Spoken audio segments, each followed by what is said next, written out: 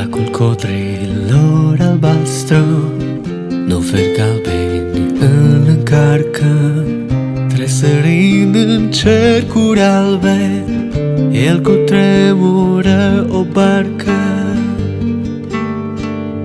Și eu trec de-a lung de maluri, parcă ascult și parcă aștept ea din trestii să răsară și să-mi cadă în limbi pe piept, să sărim în luntra mică, îngânați de glas de ape, și să scap din mână cârma și lopețile să-mi scape. Să plutim cu pliși de farmec sub lumina blândei lune, vântul întreg stilind fușnească, onduioasă apă sune.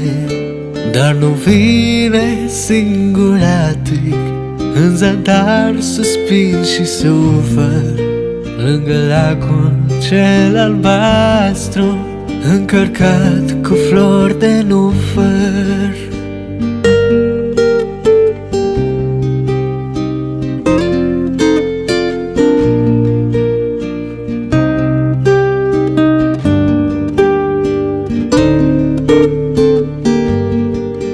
Dar nu vine singuratic, în zadar suspin și sufăr, lângă lacul cel albastru, încărcat cu flori de nufăr, încărcat cu flori de nufăr,